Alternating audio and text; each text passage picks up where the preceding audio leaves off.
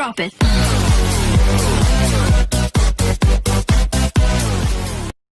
Students, last video we read till past participle.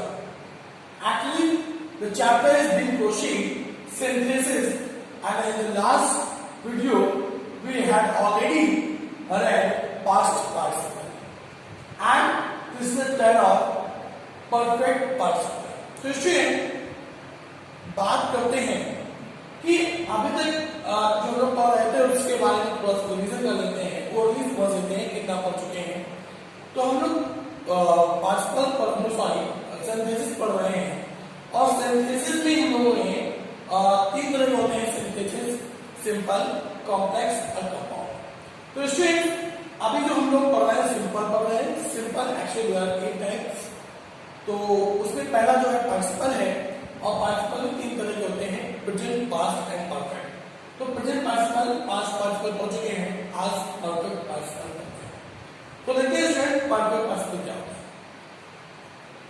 In this participle the first verb is always finished then the second verb is started. It is made by using having plus third form of the verb.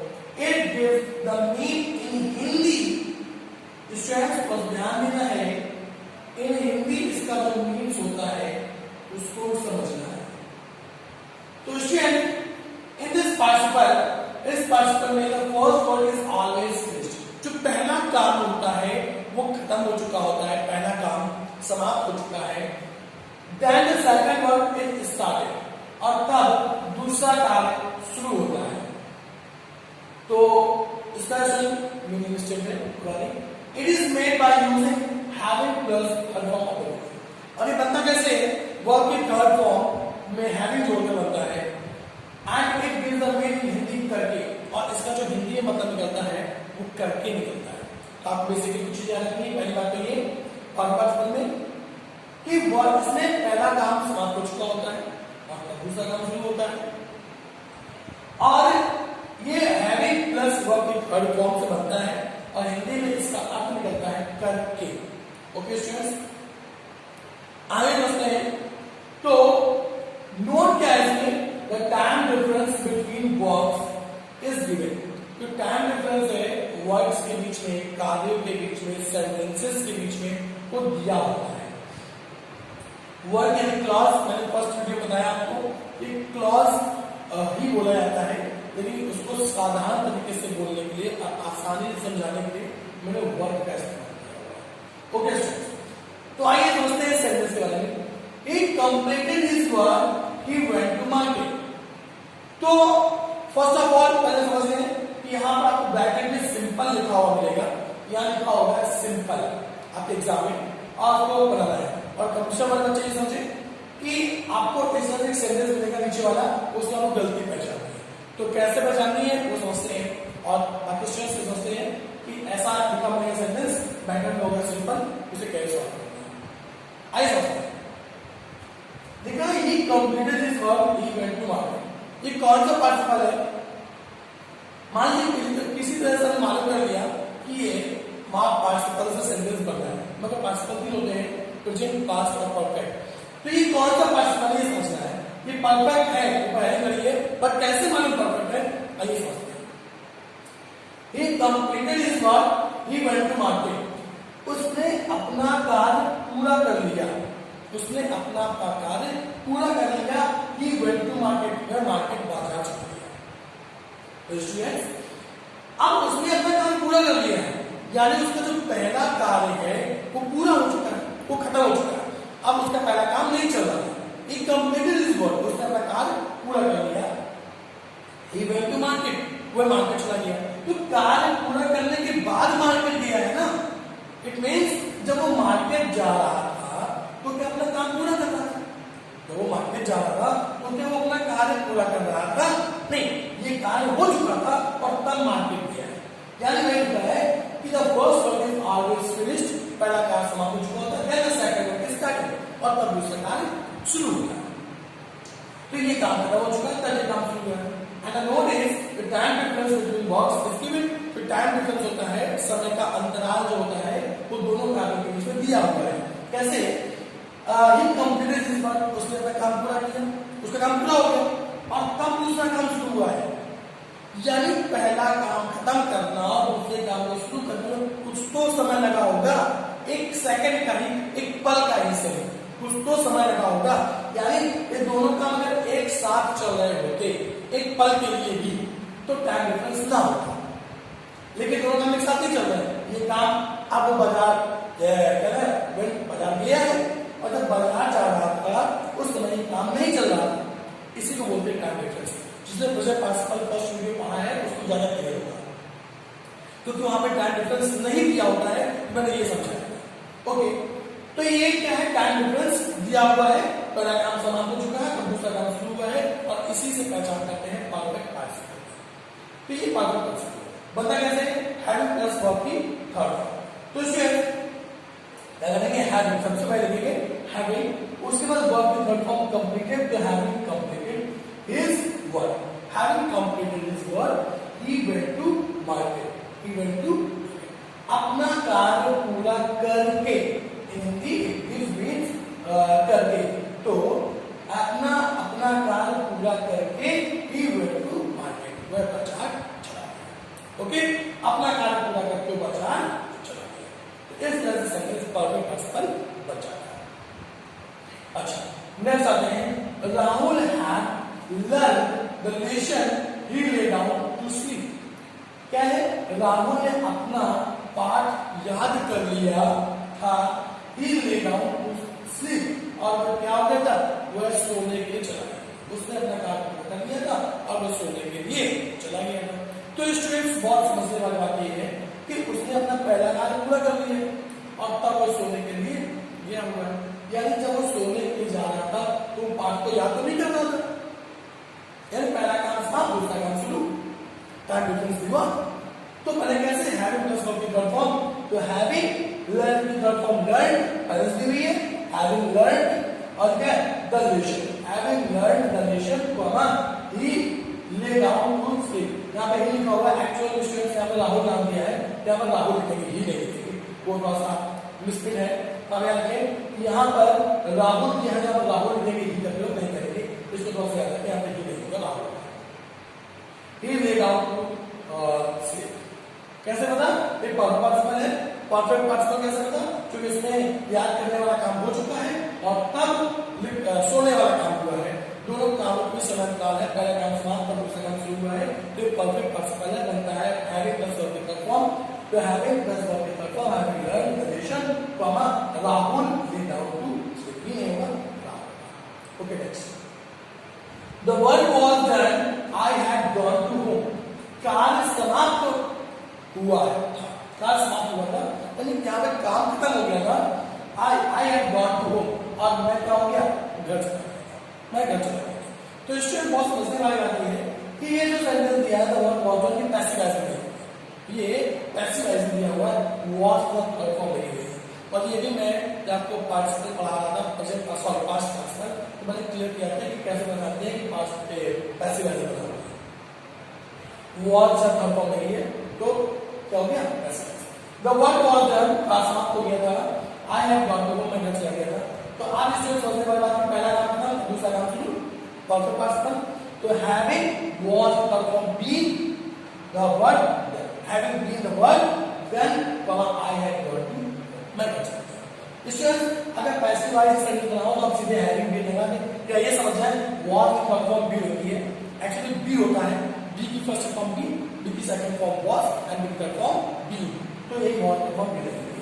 चाहे ऐसे समझ ले और चाहे इस तरह समझ ले कि हैविंग प्लस बीन से बनाएंगे पैसिव वॉइस वाले sentence, having been the work done comma I have gone to. तो इसमें ये था हमारा परफेक्ट पार्टिसिपल। और इसमें मैंने फर्स्ट वीडियो बताया था कि जो स्टूडेंट्स पार्टिसिपल को अच्छे से नहीं पढ़ रहे हैं, वो जो सिंपल का थर्ड पॉइंट है नॉमिनेटिव एब्सोल्यूट, वो उसको नहीं पढ़ पाएंगे, क्योंकि पार्टिसिपल बेसिक है और बहुत सहज है।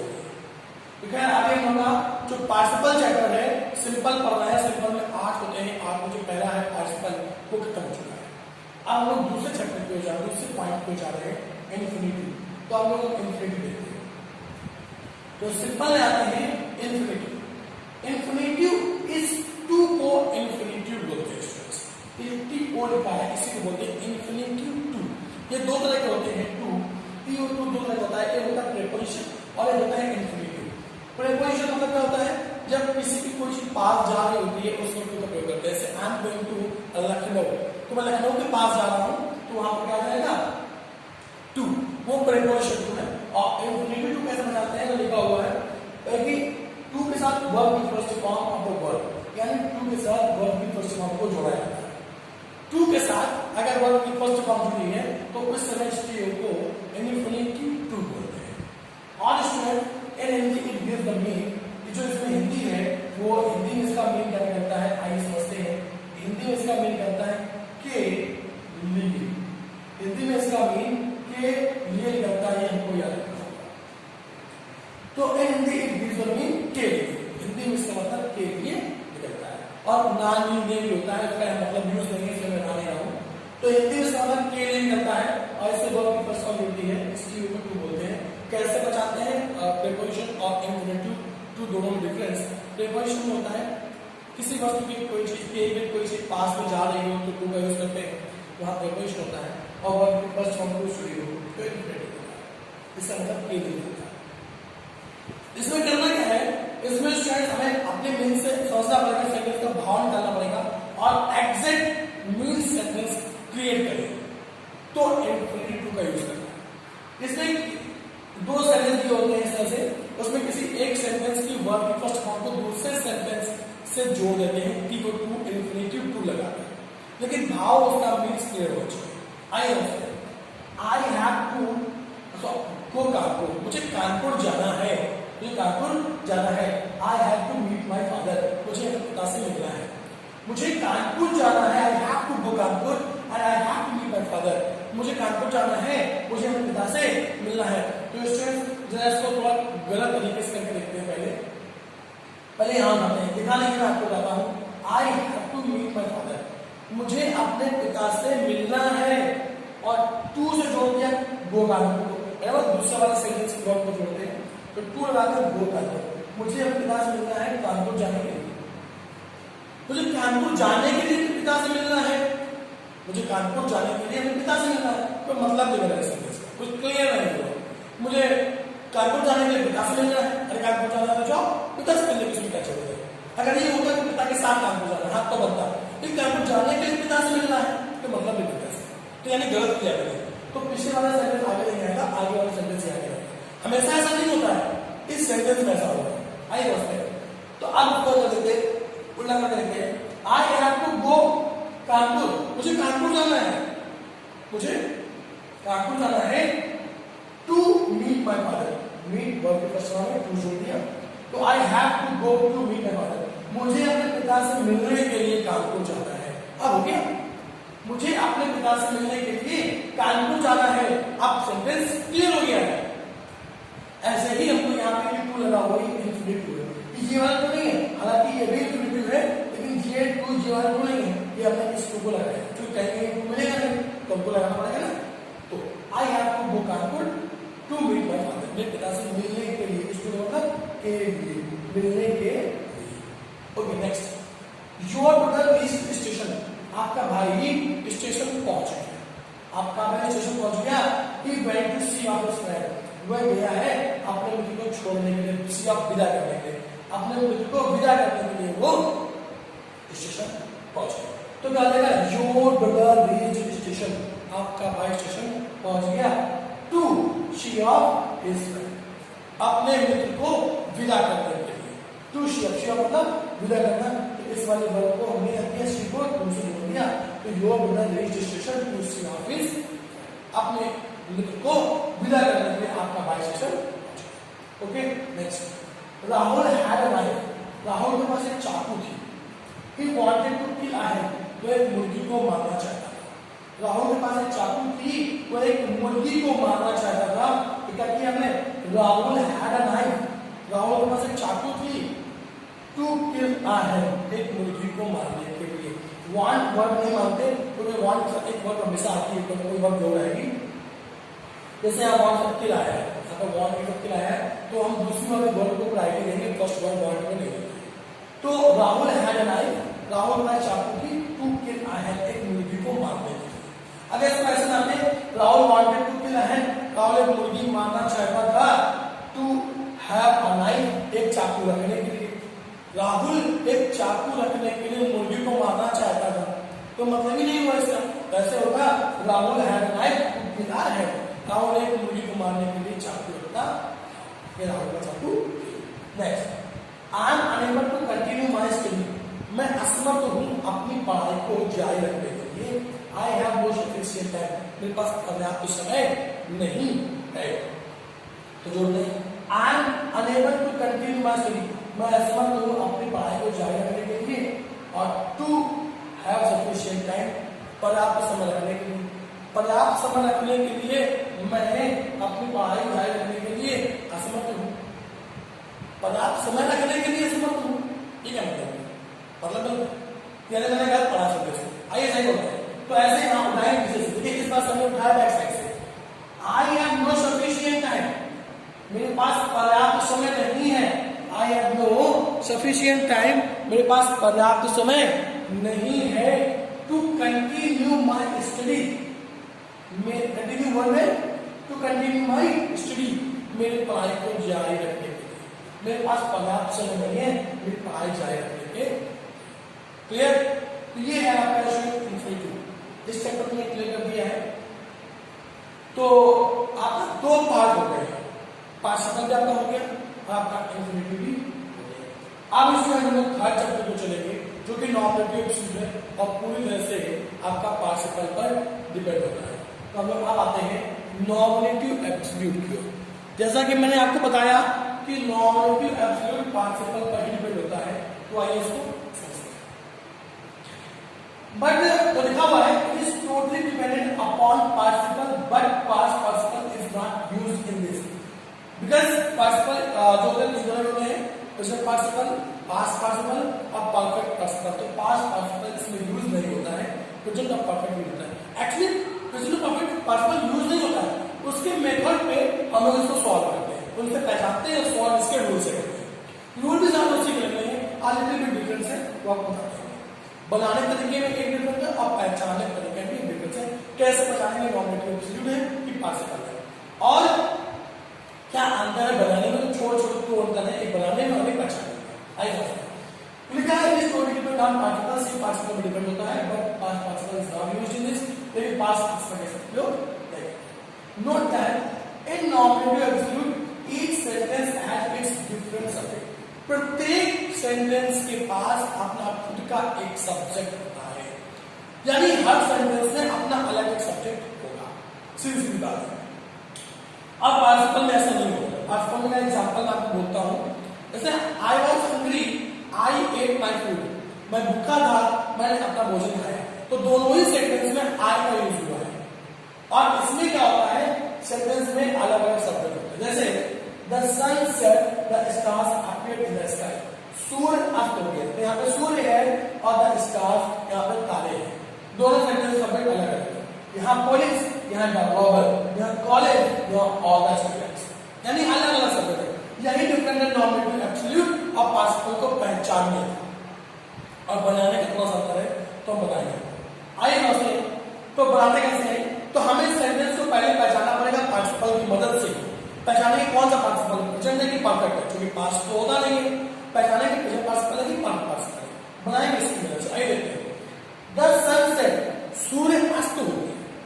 The stars appear in the sky, और तारे आसमान में निकल आए, प्रतीक होने लगे, निकल आए। सूर्य अस्त हो गया और तारे आसमान में निकल आए, तो सूर्य अस्त होने वाला काम तो खत्म हो गया ना। अभी इसी वीडियो में आप लोगों ने परफेक्ट पास्ट में पढ़ा है, ध्यान देना कि सूर्य अस्त होने वाला काम तो खत्म हो गया। The stars appear in the sky, और तारे आसमान में निकल आए। तो जब सूर्य अस्त हो गया है तब तारे निकल रहे ना, ये काम खत्म हो गया, तब ये काम शुरू हुआ है। और यही होता था परफेक्ट पार्टिसिपल। अभी आप लोगों ने इसी वीडियो में पढ़ा, प्रेजेंट पार्टिसिपल, पास्ट पार्टिसिपल आपने फर्स्ट वीडियो पढ़ा है, बट इसी वीडियो में आपने पढ़ा है परफेक्ट पार्टिसिपल। तो पहला काम समाप्त हो गया, तब दूसरा काम शुरू हुआ। तो कौन सा पार्टिसिपल हुआ? Perfect participle. कौन सा हुआ? Perfect participle. अब परफेक्ट पार्टिसिपल बनता कैसे है? हैविंग प्लस वर्ब की third form, having plus verb की थर्ड फॉर्म। तो बनेगा the sun having set, the sun having set. आप स्टूडेंट प्रॉब्लम ये है कि ये पार्टिसिपल तो है नहीं, ये एक्चुअल नॉमिनेटिव एब्सोल्यूट है, पहचानते पार्टिसिपल की मदद से है, तो ये है तो नॉमिनेटिव एब्सोल्यूट। तो बनाने के लिए ये डिफरेंस है कि पार्टिसिपल में हैविंग प्लस वर्ब की थर्ड फॉर्म स्टार्टिंग में आती है और नॉमिनेटिव एब्सोल्यूट में हैविंग सब्जेक्ट के बाद आएगा, हैविंग सब्जेक्ट के बाद आएगा, यानी द सन हैविंग सेट। अगर ये पास्ट परफेक्ट पार्टिसिपल होता तो हैविंग द सन सेट करते, लेकिन ये पार्टिसिपल तो है ही नहीं, ये तो नॉमिनेटिव एब्सोल्यूट है। और कैसे पता? क्योंकि दोनों के सब्जेक्ट अलग अलग है, तो बनाने के तरीके में बहुत अंतर हो जाएगा, अंतर नहीं हो जाएगा, हैविंग सब्जेक्ट के बाद आएगा, पहले नहीं आएगा। तो the sun having set comma the stars after this, पहचाना परफेक्ट पार्टिसिपल की मदद से और वही रूल लगाया हैविंग वाला, मगर आएगा हैविंग सब्जेक्ट के बाद, क्योंकि एक्चुअल में पार्टिसिपल है ही नहीं, ये नॉमिनेटिव एब्सोल्यूट है। कैसे पता? दोनों के सब्जेक्ट अलग अलग है। मैं एक ही बात को कई बार रिपीट कर रहा हूं ताकि आपके दिमाग में बात चले। Okay, the next sentence, the police arrived, police पहुंच गई, द रॉबर रैन अवे, डकैत भाग गए, पुलिस पहुंच गई, डकैत भागे। तो स्टूडेंट अब इसमें क्या है कि पुलिस के पहुंचने वाला काम तो खत्म हो गया, पुलिस पहुंच गई, वो काम हो गया, डकैत रैन अवे और डकैत को रॉबर, अब डाकू भागे, अब डाकू भागे, यानी ये काम समाप्त और ये काम अब शुरू, ये काम समाप्त हो गया है और ये काम अब शुरू हुआ है। तो कौन सा पार्टिसिपल हुआ? Perfect participle. कौन सा हुआ? Perfect participle. अब परफेक्ट पार्टिसिपल कैसे होता है? हैविंग प्लस वर्ब की थर्ड फॉर्म, तो हैविंग प्लस वर्ब का फॉर्म आई मगर बीच में, यानी सब्जेक्ट के बाद। क्यों? क्योंकि एक्चुअल में ये पार्टिसिपल ही नहीं है, ये तो नॉमिनेटिव एब्सोल्यूट है। कैसे पता? यहाँ पुलिस है, यहाँ रॉबर, दोनों सब्जेक्ट अलग अलग है। तो the police having arrived, the police having arrived comma the robber. हाँ स्टूडेंट्स, आप कुछ भी जो पढ़ रहे हैं सब कॉमा लगाना है, या फिर कॉमा की बहुत इंपॉर्टेंस है, कॉमा नहीं भूल सकते, फिर आपको मार्क्स नहीं मिलेगा, आपको कोई मार्क्स नहीं मिलते कॉमा लगाने से, क्या लगेगा? The police having arrived comma the robber ran. Okay, and next, the college was over, college was over, college खत्म हो गया, स्कूल खत्म हो गया, इट मींस छुट्टी हो गई जो भी है, तो college was over, all the students went to their houses, और सारे बच्चे अपने घर की ओर चले गए, सारे बच्चे, सारे विद्यार्थी अपने घर की ओर चले गए। तो अब स्टूडेंट्स बात करना, द स्कूल वाज ओवर, ये सेंटेंस प्रेजेंट पार्टिसिपल है, सारे बच्चे अपने घर की ओर चले गए, फिर काम यहाँ पे क्या है? The school was over, school समाप्त हो गया। दूसरा कार्य पहले कार्य का परिणाम है, दूसरा कार्य पहले कार्य का परिणाम है, और ये होता है प्रेजेंट पार्टिसिपल। इससे प्रेजेंट पार्टिसिपल नहीं पढ़ा, जाकर पहले समझ जाएगा। दूसरा कार्य पहले कार्य का परिणाम है, जैसे प्रेजेंट पार्टिसिपल, और टाइम डिफरेंस भी नहीं है, टाइम डिफरेंस का नहीं है कि all the students went to their houses, सारे बच्चे अपने घर पे चले गए। जब सारे बच्चे अपने घर को जा रहे थे तब क्या स्कूल ओवर नहीं था? तो भी स्कूल ओवर हो चुका था, यानी स्कूल ओवर वाला काम चल ही रहा था, स्कूल ओवर था और तब बच्चे घर जा रहे थे, यानी स्कूल जब बच्चे घर जा रहे थे तो स्कूल ओवर होने वाला काम खत्म नहीं हुआ था, यानी स्कूल फिर से ओपन नहीं हो गया था, स्कूल ओवर था, अभी बच्चे घर जा रहे हैं, स्कूल ओवर है, तब ये काम समाप्त नहीं हुआ है और ये काम शुरू हो गया है, कहीं टाइम डिफरेंस नहीं दिया है, समय काल नहीं दिया गया है, इसलिए प्रेजेंट पार्टिसिपल। जिसको समझ में आ रहा है प्रेजेंट पार्टिसिपल फर्स्ट वीडियो जानते तो क्लियर हो जाएगा। ओके, तो प्रेजेंट पार्टिसिपल का है ये बनता कैसे है? वर्ब की फर्स्ट फॉर्म प्लस आईएनजी से। तो द कॉलेज वाज की फर्स्ट फॉर्म बी, उसमें लगा दें ING, being over, the college being over, और इससे बन गया स्टूडेंट, और बी बीच में क्यों आया? इट मींस कॉलेज के बाद क्यों आया? क्योंकि ये पार्टिसिपल तो है ही नहीं, present participle, perfect participle, past participle छोड़ो, ये पार्टिसिपल ही नहीं है। और कैसे पता? क्योंकि यहाँ दोनों के सब्जेक्ट अलग अलग होते हैं, यहाँ कॉलेज है, यहाँ पर ऑल द स्टूडेंट्स, ये तो नॉमिनेटिव एब्सोल्यूट है, और नॉमिनेटिव एब्सोल्यूट में ये जो हैविंग है, बीइंग जो भी है, वो फर्स्ट फॉर्म का आईएनजी इसे सब्जेक्ट के बाद आता है। The college being over, comma all the students went to their houses. तो स्टूडेंट्स ये आपका नॉमिनेटिव एब्सोल्यूट है। तो स्टूडेंट आज हम लोगों ने परफेक्ट पार्टिसिपल देख लिया, आज हम लोगों ने इंफिनिटिव देख लिया, और आज हम लोगों ने नॉमिनेटिव एब्सोल्यूट देख लिया।